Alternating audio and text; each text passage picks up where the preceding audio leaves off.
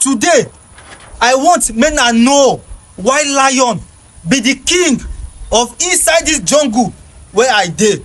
Watch this video. Watch am now. I want to turn all of you from being gazelles to lion today. Would you allow me to do that? Would you allow me to do that? I want to tell you things that my father never said to me, and probably your father has not said. But I'm going to tell you now because I want to take over as your father. I will start with a very interesting story. Put your hands down. Next slide. Now, there is a story about two twin boys that were raised by an alcoholic father.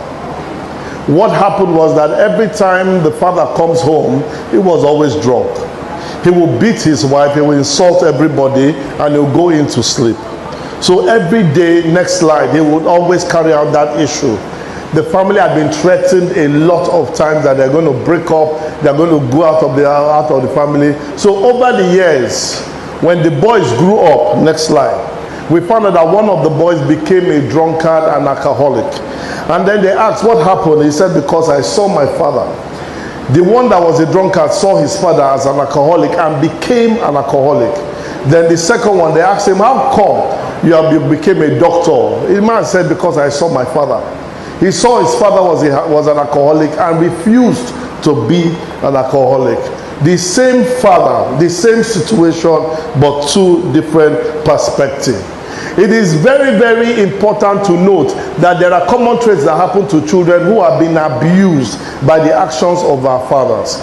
And these children, a lot of them come out in isolation. They don't talk to people. And at a point in time, it affects the kind of decisions they make. But next slide. But if you look at that situation where those two twin boys were, they came to a point that they had to make a choice. The first thing that will happen to you as a young man or as a young woman here is that the decision for your life is not in the hands of God, it's in your own hands.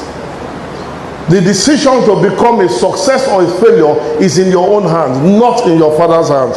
It is important you know this now, because I'm going to be shaking some tables today.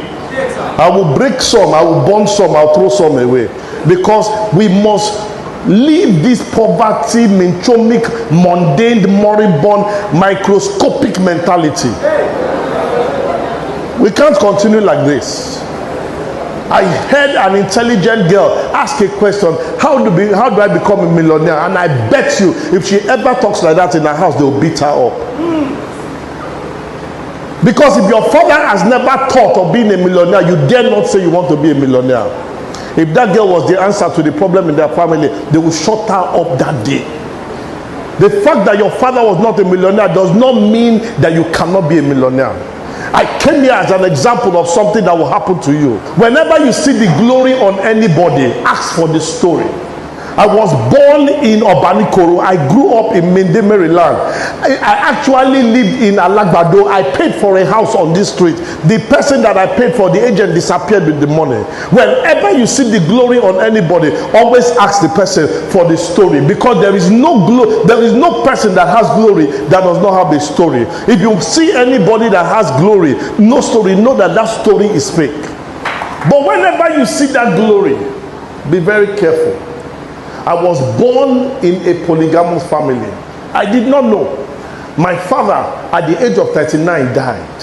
When he died, he had two wives. We found out about the second wife when we wanted to bury my father, that he had a second wife with 4 children. We now had to stay in a 3-bedroom flat in Mende, Maryland. Every morning, every night when we come back home, our mothers will indoctrinate you. Say, don't talk to them. They want to come and take your